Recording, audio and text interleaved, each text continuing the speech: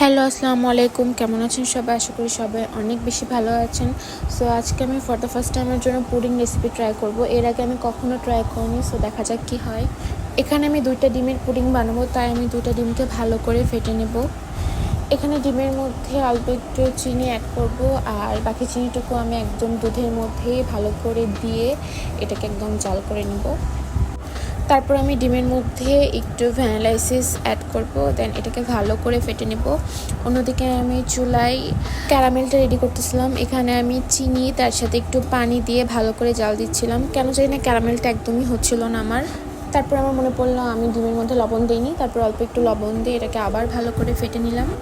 তারপর এই তো ডিম আর দুধ ভালো করে একসাথে মিক্সড করি। অন্যদিকে চুলায় আমি অনেক যুদ্ধ করার পর ফাইনালি ক্যারামেলটাকে কোনো মতো আমি রেডি করি, দেন আমি এই বাটিতে ভালো করে সেট করে নিই। যেহেতু পুডিংয়ের আমার কাছে বড় বাটি ছিল না, তাই আমি ছোটো ছোটো এই 2টা বাটিতেই ক্যারামেলটাকে সেট করি। তারপরে এই পুডিংয়ের দুধগুলোকে 2 বাটিতে ভালো করে আমি একদম সেট করে দিই। তারপর এই তো চুলার মধ্যে আমি গরম পানি অল্প একটু দিই, দেন আমি একটা টিস্যু পেপারের উপরে 2টা বাটিকে সুন্দর মতো সেট করে আমি একদম ঢেকে দিই। তারপর 30 মিনিট পরে আমি এটাকে উঠায় দেখতেছিলাম যে এটা কতটুকু হয়েছে। আমি একদমই বুঝতে পারতেছিলাম না এটা প্রপার হয়েছে কি না, তো একটু পরপর আমি এটা ঢাকনাটা উঠায় দেখতেছিলাম যেটা হয়েছে কিনা বা পুড়ে গেছে কিনা। তো এই তো দেখতে দেখতে মোটামুটি মনে হয়েছে যে না, এটা এখন হয়তো বা হয়েছে।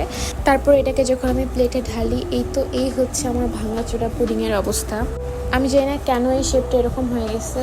আই গেস এটা ঠান্ডা হওয়ার পরে আমার মনে হয় ঢালা উচিত ছিল, বাট আমি এটা একদমই গরম গরম ঢেলে দিছি। তারপর যখন ফ্রিজে আমি এটাকে রেখে কিছুক্ষণ সেট করি, তারপরে খেতে একদমই পারফেক্ট পুডিংয়ের মতো হয়েছিল। বাট এটা শেপটা একটু নষ্ট হয়ে গেছিলো, বাট ব্যাপার না, যেহেতু আমি ফর দ্য ফার্স্ট টাইমের জন্য বানাইছি, so I appreciate that.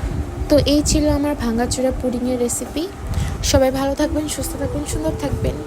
By.